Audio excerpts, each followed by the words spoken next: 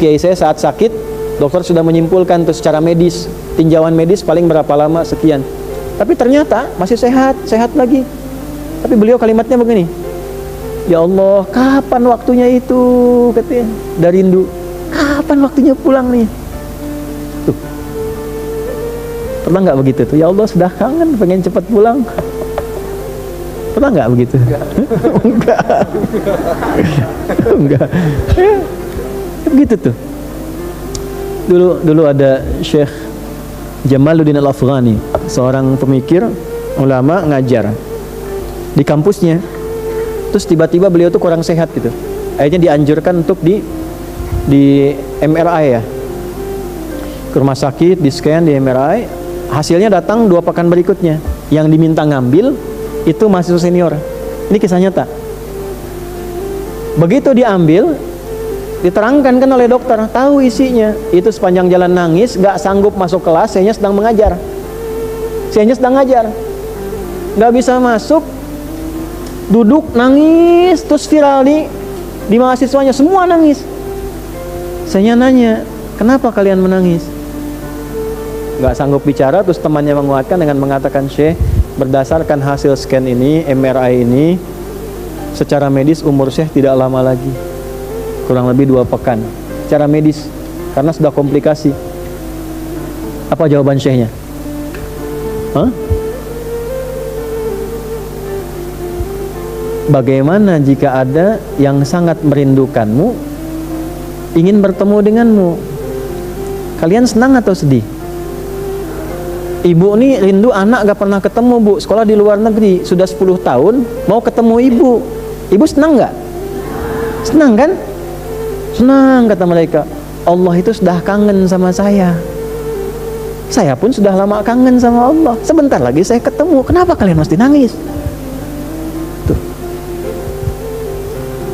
Ketemu Allah, gak pernah lihat, dikasih oksigen, kasih hidup, Insya Allah, kasih kenyamanan, kasih nikmat. Gak pernah ketemu, gak pernah lihat, pengen lihat, kangen, pengen lihat. Masa gak pernah kangen?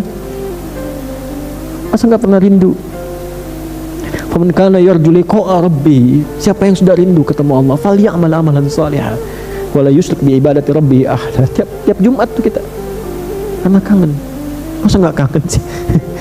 Imannya di mana masa nggak kangen sama Allah? Sama Nabi kangen kan kita, kangen, rindu sama Nabi. Nggak pernah ketemu, sayang kita nggak pernah rindu, kita sholawat terus nggak pernah ketemu. Sekali kita ke Madinah, masya Allah, tenang. Terus waktunya mau ketemu. Tapi pas mau ketemu, kotor, badannya kotor, hatinya kotor, mulutnya kotor, malu kan ketemunya. Makanya perbaiki. Sebelum waktunya tiba, semua teracak-acak, semua berantakan, perbaiki dulu dari kita tuh. Jadi ayah masa ketemu Allah, anaknya begitu, malu kan ketemu Allah.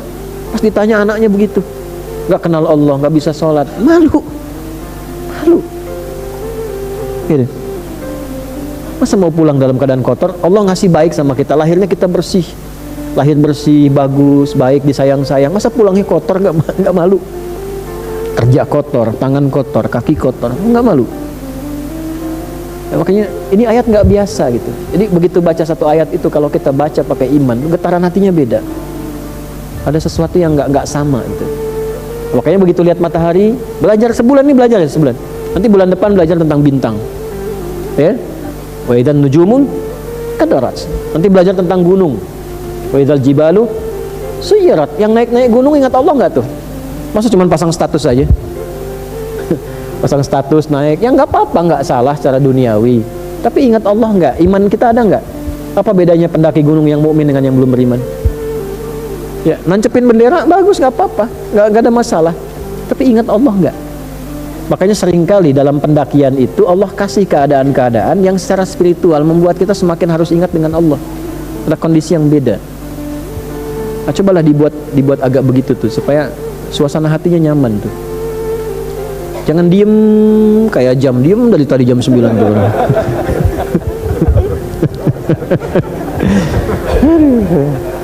Ya Allah, lewat tuh. Tadi tuh saya bau apa? Mana jam tuh?